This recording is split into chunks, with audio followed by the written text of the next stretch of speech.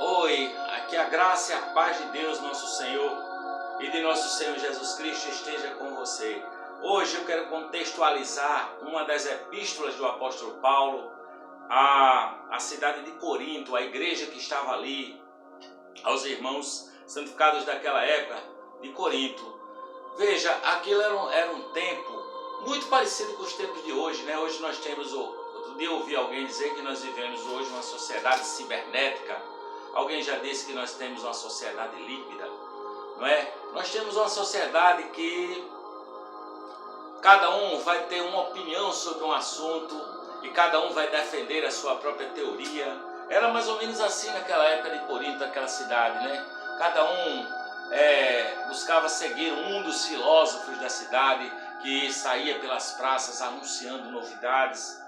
De sorte que até os próprios cristãos, os discípulos de Jesus, começou a haver uma confusão entre eles. Vamos ler aqui a partir do verso 10, que fala disso. Ele diz: rogo-vos, porém, irmãos, pelo nome de nosso Senhor Jesus Cristo, que digais todos uma mesma coisa, e não haja entre vós brigas, antes sejam unidos em um mesmo sentido, em um mesmo parecer, porque a respeito de vocês, irmãos meus, me foi comunicado que há contendas entre vós. Quero dizer com isso que cada um de vós diz: eu sou de Paulo. Aí o outro diz: eu de Apolo. Outro diz: e eu de Cefas. E o outro diz: e eu de Cristo. E aí Paulo pergunta: porventura está Cristo dividido entre vós? E ele vai falar, falar para aqueles rapazes ali que Cristo não o enviou para batizar, mas para evangelizar. Ele diz: não em sabedorias de palavras, para que a cruz de Cristo não se faça vã. Parece que há um paralelo entre a sabedoria dos homens, a sabedoria das palavras, e aí as pessoas se perdem nessa sabedoria, não é? E perdem a loucura da pregação do Evangelho. No verso 18 ele diz: porque a palavra da cruz é loucura para os que perecem, mas para nós que somos salvos é o poder de Deus. É o poder de Deus. E ele diz mais: visto como na sabedoria de Deus o mundo não conheceu a Deus pela sua sabedoria, aprove a Deus salvar os cristãos, os crentes, pela loucura da pregação. Porque os judeus eles pediam sinal e os gregos queriam sabedoria, queriam verborragia. E Paulo diz: mas nós pregamos a Cristo crucificado, que é escândalo tanto para os judeus e é loucura para os gregos, mas para os que são chamados tanto judeus quanto gregos, nós lhes pregamos a Cristo, que é o poder de Deus e é a sabedoria de Deus. Ele fala de Cristo crucificado. Paulo dá razão à palavra do Evangelho, à palavra da pregação do Evangelho, porque ele diz assim: olha, fui ter convosco anunciando-vos o testemunho de Deus, e eu não fui com sublimidade de palavras ou de sabedoria, que era o que acontecia na cidade de Corinto, né? Cada um que tinha uma ideia nova saía a anunciar a sua nova ideia filosófica com sabedoria de palavras. E Paulo diz: pois nada me propus a saber entre vós senão a Jesus Cristo e este crucificado. A minha palavra, a minha pregação não consistiram em palavras persuasíveis de sabedoria humana, mas em demonstração do Espírito e do poder, para que a vossa fé não se apoiasse em sabedoria dos homens, no poder de Deus. Por isso que ele fala de sabedoria de Deus. Ele diz aqui no verso 9 assim, olha, ele diz: falamos, no verso 7, a sabedoria de Deus oculta em mistérios, a qual Deus ordenou antes dos séculos para a nossa glória, a qual nenhum dos príncipes deste mundo conheceu, porque se a conhecessem, nunca crucificariam ao Senhor da glória. Mas ele diz mais: as coisas que o olho não viu e que o ouvido não ouviu e não subiram ao coração do homem, são as que Deus preparou para os que o amam. E Deus nos revelou pelo seu Espírito, porque o Espírito penetra todas as coisas, ainda as profundezas de Deus.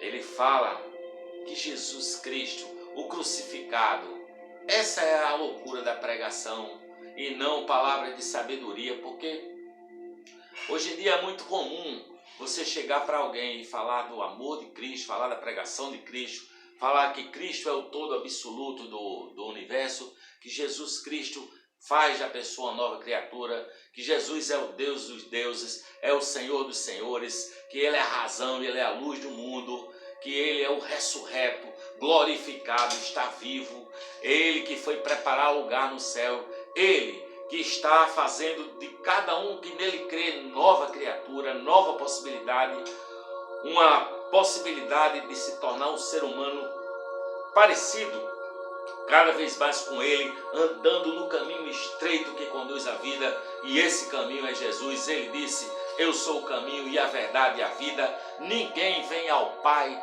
a não ser por meio de mim. Em algum momento as pessoas começam a dizer: olha, mas isso é sua opinião, e é possível que tenha outras opiniões, é possível que você creia que a natureza te conduza para uma relação umbilical, e aí começam as palavras de sabedoria e de vaidade humana e perdem o sentido, perdem a visão em Jesus Cristo. Jesus é o Senhor. A palavra diz: não há outro nome, não há um nome sequer, um outro nome pelo qual devamos ser salvos. O nome é Jesus Cristo, não há nenhum outro.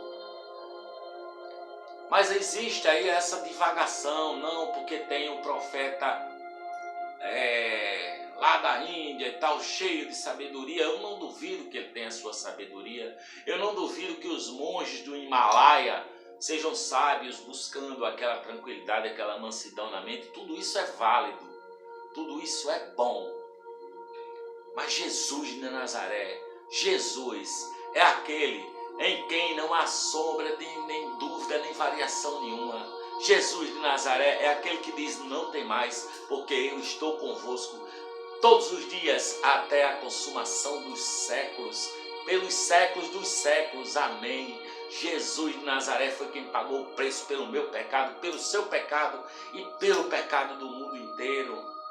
Ele é a loucura de amor de Deus, porque Ele é o próprio Deus, da plenitude de Deus nele se incorporou, e Ele pagou o preço na cruz por todos os nossos pecados. Esse é que é escândalo e loucura que ninguém quer entender. Esse é o escândalo para judeus, loucura para gregos, mas é poder de Deus para quem crê, é poder de Deus para quem acredita, é salvação, essa loucura da pregação do Evangelho de Jesus de Nazaré. Jesus de Nazaré, a porta estreita, o caminho, a verdade e a vida. Ninguém vem ao Pai se não for por meio dele. Ele é o caminho estreito e seguro. Jesus é a porta das ovelhas. Quem não acertar esse caminho vai se dar com o caminho largo que conduz à perdição, mas o caminho estreito conduz à vida eterna. Essa é a palavra de Jesus, esse é o caminho que conduz à vida, que perdoa pecados, que ama com amor eterno, que não passa em rosto a sua situação de pecado, de angústia, de vergonha. Jesus te dá uma nova significação, faz de você nova criatura. Não existe um outro nome, já estou me repetindo, não existe um outro nome pelo qual devamos ser salvos. O nome é Jesus, Ele é o único intercessor entre Deus e os homens, diz a palavra, o único intercessor entre Deus e os homens, Jesus Cristo, homem. Paulo, quando viu aquela situação em Corinto, aquela igreja de Corinto, aquela comunidade já estava começando a misturar a sabedoria de um filósofo com outro, e misturando com o evangelho, e estava distorcendo a verdade. E Paulo chega e finca a pé e diz: olha, eu estou aqui para pegar o evangelho, não venho com sabedoria de palavra, eu não venho com com filosofias bonitas, nem transcendentais. Eu não venho com nenhuma possibilidade de reflexão profunda, sabe? De fechar os olhos e ficar numa mantra. Não, eu venho pregar Jesus Cristo crucificado, Senhor da glória, aquele que 3 dias depois venceu a morte, saindo da tumba vivo, com o testemunho de homens e de anjos em forma de relâmpago falante, dizendo: vocês estão procurando quem? O vivo entre os mortos? Ele não está aqui, já ressuscitou, já ressuscitou. Esse é o poder que conduz a vida. Se você crê nessas palavras, você vai entender o que eu estou dizendo. Essa é a verdade, esse é o caminho. Jesus Cristo, o Senhor da glória. Pense nessas palavras, se inscreva aqui no canal, dê like, faça seus comentários, que eu quero saber sua opinião. Mas lembre-se, Jesus é nosso Senhor, que disse que iria preparar um lugar e que voltaria, sabe? E quando voltar, seja pela vinda, onde todo olho verá e todo joelho se dobrará. A palavra de Deus diz: toda língua confessará, todo joelho se dobrará e toda língua dirá que Jesus Cristo é o Senhor. Mas enquanto esse dia não vier, a gente vai caminhando a cada dia, passo por passo, se tornando cada vez mais parecido, sendo gente que começa a andar como ele andou, andar perdoando 70 vezes 7, se for preciso, num dia só, andar acolhendo, andar em amor, andar em novo significado na vida.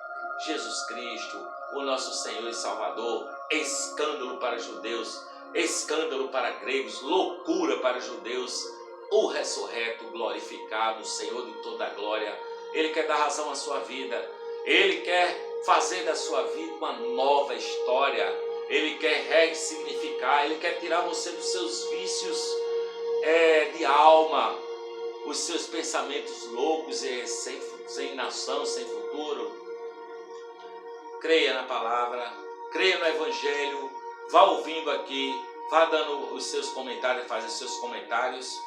Eu creio na palavra do Senhor, eu creio no amor que me transformou, que me transforma cada dia, que me está me deixando parecido com o nosso Senhor Jesus Cristo, caminhando cada dia para se tornar um varão perfeito, se aprofundando no comprimento, na largura, na altura e na profundidade, porque isso é um caminho que vai levando você a esse aprofundamento no amor de Deus, no amor de Cristo, porque Deus e o Pai, Cristo e o Pai são um só.